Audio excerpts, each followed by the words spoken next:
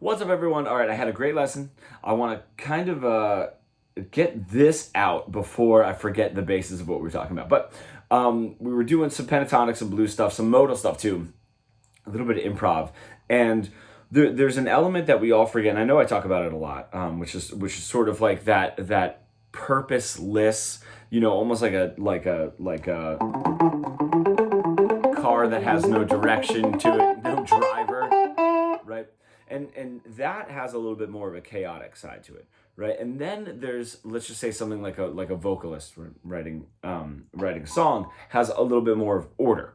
And what we really want to do is we want to find our own mixture of order and chaos and sort of ping-ponging back and forth, right? We do tend to go in the sense of chaos for guitar solos, which I do think is really funny because even as a guitar player, right, if I have students that were starting to get into songwriting, now it almost seems to develop a melody and to develop a song structure of let's just say a verse.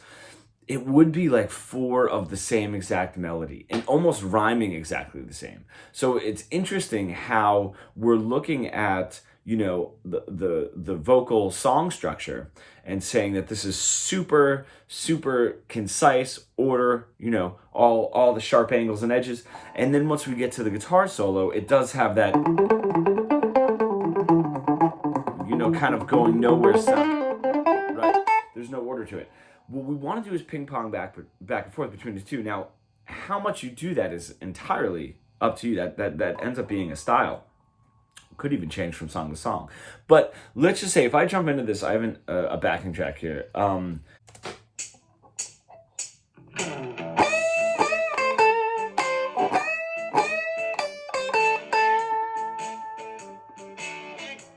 I'll just do a repeat.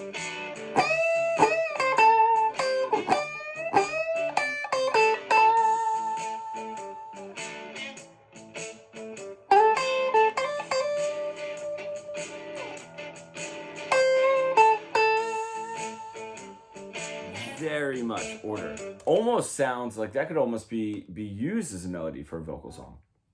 Okay?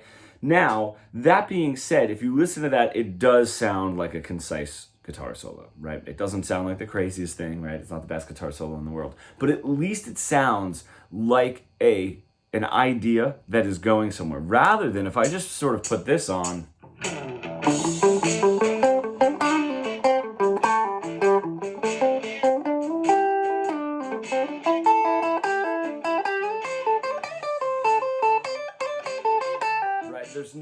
there's no phrases, right? There's no ending to the phrases. I almost think of that, even though we're not adding lyrics to it, but almost like sentences, right? That idea is almost like a rambling 4-year-old that's like tugging on your shirt, and saying like, we did this, and then we did this, and then we ate that, and then guess what he said, and then guess, it's just like there's no concise direction, So now you could sort of find a nice medium between the two.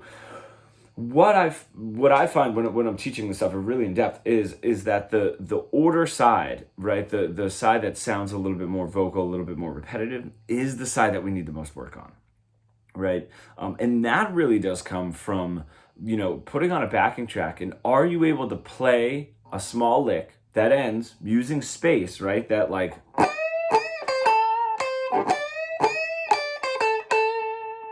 Right, letting that breathe so there is a little bit of space there so that we know that's its own phrase.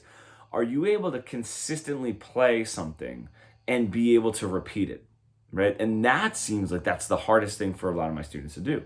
Where, so many times, exercise after exercise after exercise, just saying, I want you to play something, and then I want you to play the exact thing after it. And that seems impossible. And I know I've put this in other tutorials before, but I have even said, all right, you're not allowed to play, okay? You're just allowed to do that. So now, just play a rhythm, okay? And play the same rhythm again. And you'd be surprised that becomes a little bit more difficult, right? And that's when I realized that a lot of the issues is more in rhythmic phrasing than in note choice. That's when we start running into a little bit of a brick wall, when we get that,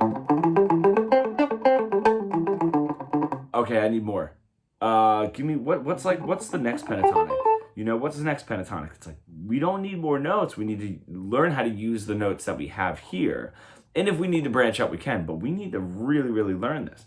Now, if I were to take something, and this is, like I was saying, all dependent on style, I can now change the guitar solo that I did and make it a little bit more of that back and forth, right?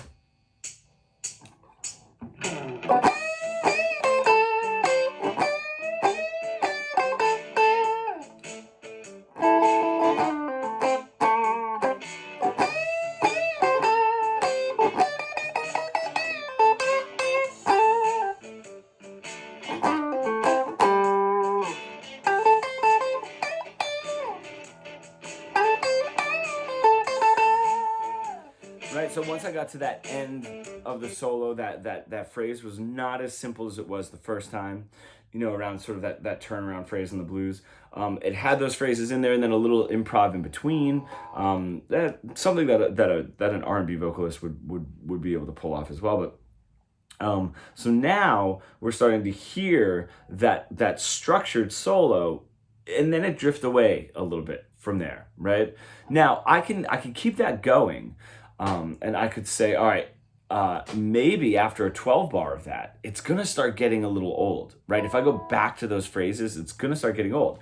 There's always a fork in the road where it's, do I repeat or do I do something new, right? That's sort of the fork. We talk about that a lot in songwriting. You know, do I need to hammer this point home one more time and get it sort of in that person's head, or do I need something new to sort of refresh? Right? And for us as guitar players, new can be chaotic, which is great. You know, we can sort of have this. This is going to be a little bit difficult to sort of showcase in just one 12 bar, you know, because it's not going to give me quite enough time to establish the structure and then move away from it. But if I put something like this on, right, if I already played that first part and then was like,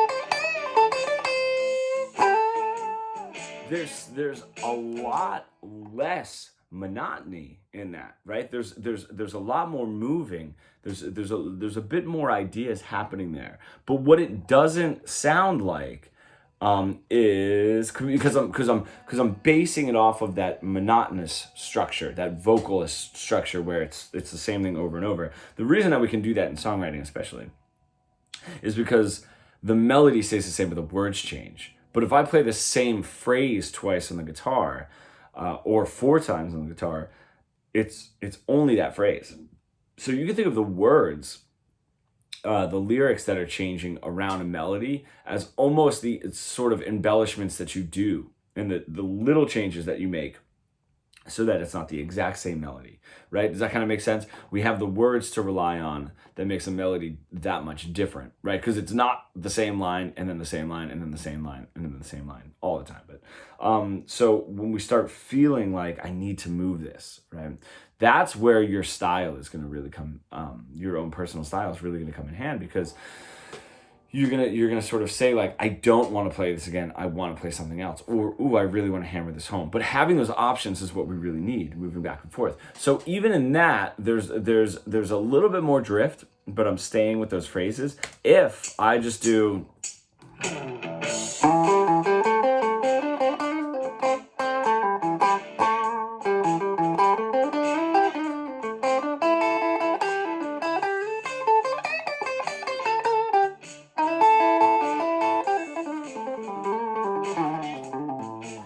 There's nothing to hold on to there.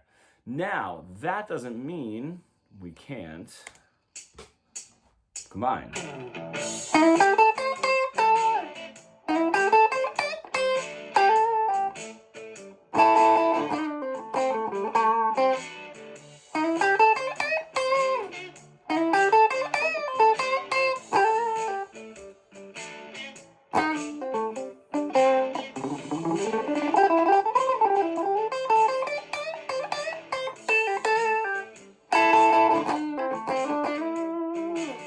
there's a little bit of everything in there.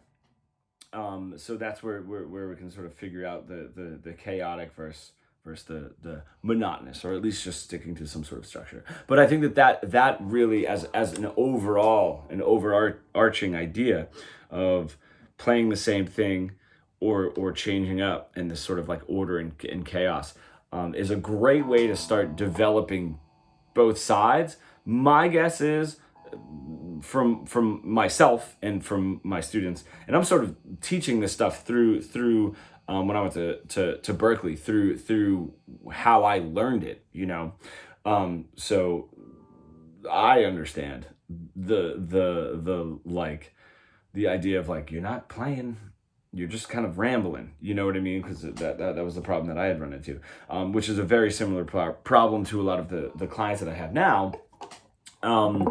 Is just kind of, are we able to go back and forth between the two, and is the chaotic a little bit more available? Like, are you able to jump into that chaotic a little bit easier than you're able to jump? And you want to be able to do both just as easy, and then decide, mix and match, kind of mix those colors up. So I hope that makes sense. Again, tried to make a 5-minute video, didn't happen. I tend to ramble and give some examples, but thank you guys. I will see you soon.